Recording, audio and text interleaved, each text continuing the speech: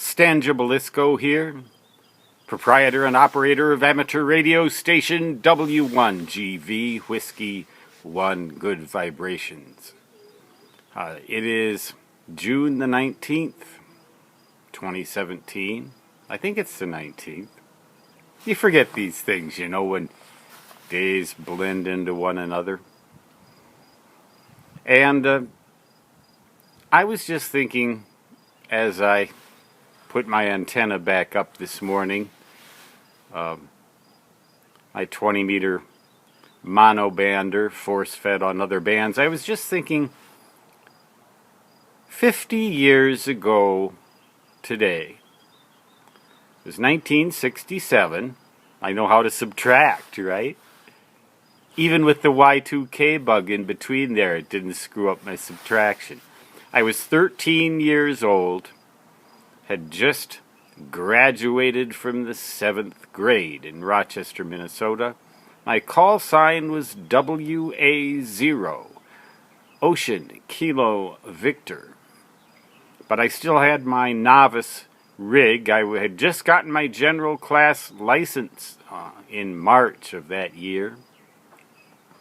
I had a Hallicrafters SX130 shortwave radio receiver, a Johnson Viking Adventurer transmitter manufactured by E.F. Johnson Company in Waseca, Minnesota, about 30 miles or 40 miles to the west of Rochester. And right around this time, 50 years ago, I got my first variable frequency oscillator, VFO.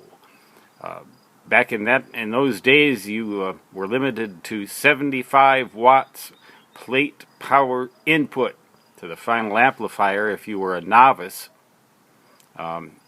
which I was until March of 1967, and then I got my general class license. Went from WN0 to WA0. And right around that time, my venerable father, who is still alive, bless his soul, purchased for me a night kit variable frequency oscillator. I believe we got that up in at Electronics Center in Minneapolis. It was already assembled, so you could just plug it into the VFO socket in the front of the Viking Adventurer transmitter. There was a little crystal socket over here, and right next to it a little VFO socket. And so I got on to, it was such a cool thing to be able to use a VFO, but I stuck with the 50 watts plate power input using an 807 vacuum tube in that transmitter, and the VFO also used vacuum tubes. My antenna was a 40-meter dipole, so I could operate on 40 and 15 meters. And back in those days, too, there was no incentive licensing. There were no sub-bands with respect to the license classes. Once you got your general, you had all amateur privileges. Back then, too, there were bands that we have now that we didn't have then.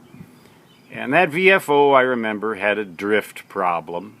Never occurred to me to just leave it on all the time and let the tubes, and it was vacuum tubes, everything was vacuum tubes, let it warm up to a constant temperature. It never occurred to me to do that.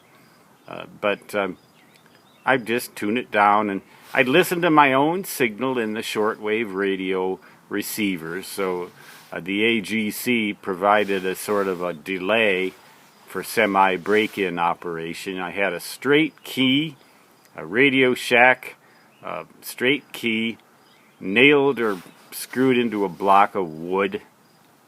And so from down in our fallout shelter at 7 1/2 Avenue Northeast, Rochester, Minnesota, I operated and had a blast. I just recall those days. I have been a radio amateur since March of 1966. continuously without interruption. And since May of 1966, I have been a member of the ARRL, continuously without interruption. Somewhere around 1972, I got my life membership, purchased it for $150, I think. Just got my 50-year medallion last year. Boy, that makes you feel old, I'm telling you. But ham radio was so cool back then, and it's still cool today. In fact, it's much cooler, much more exciting today than it was then, than I ever could have dreamed back then.